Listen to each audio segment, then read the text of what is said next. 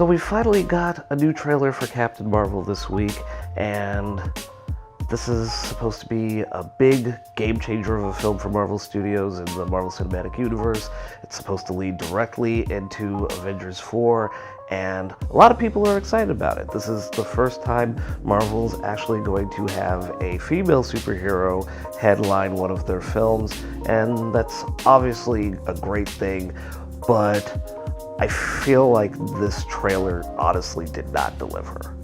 Like, if I'm being perfectly honest, I feel like there's still a lot of it that just kind of feels vague and undefined, and it just feels more like an extended teaser based on what we got from the first trailer. We've got the shot of her punching out the old lady on the metro train, and I think this trailer pretty much confirms that that character is going to end up being a Skrull. I feel like you should have just left that for the movie.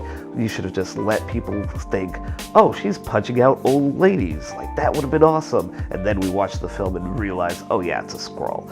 But that's neither here nor there. Bottom line is, this just felt so absolutely generic. This felt like they didn't even want to try and do anything really fun or imaginative with it. They trot out the same stock music that you get for these films that are supposed to be like, okay, this is a cosmic epic film and there's like gonna be space battles, and I'm like, this isn't Star Wars. You don't really have to do that.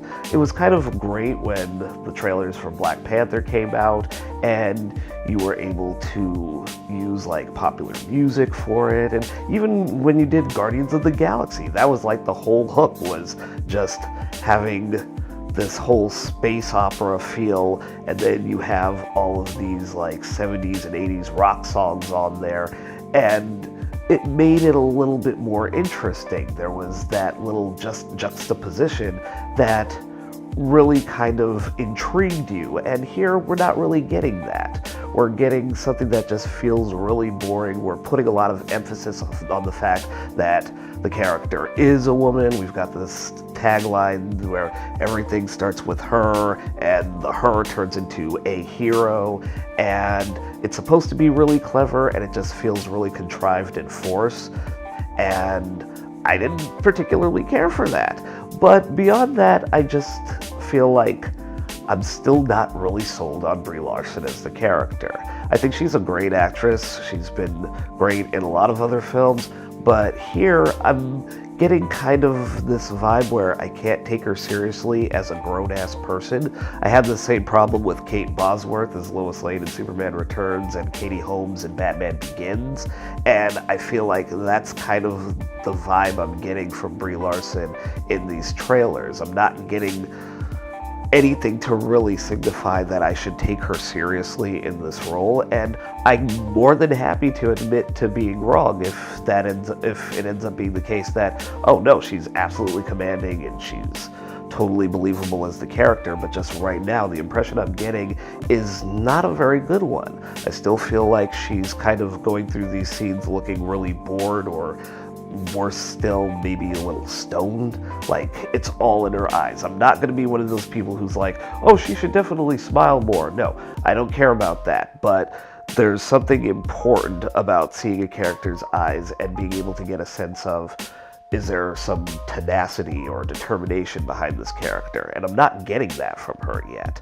So time will tell. This is just how trailers are. It's not indicative of how the overall film will turn out, especially at this point. I feel like Marvel Studios, they're on autopilot.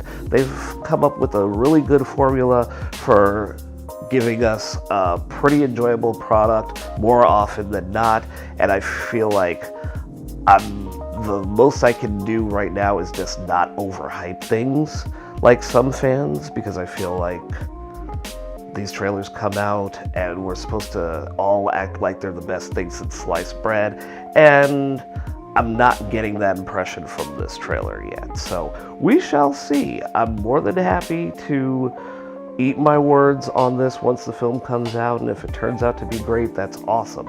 Although it was funny that someone on Twitter actually pointed out that this plot feels very similar to The Long Kiss Goodnight, which also featured Samuel L. Jackson, so I just thought that was pretty funny.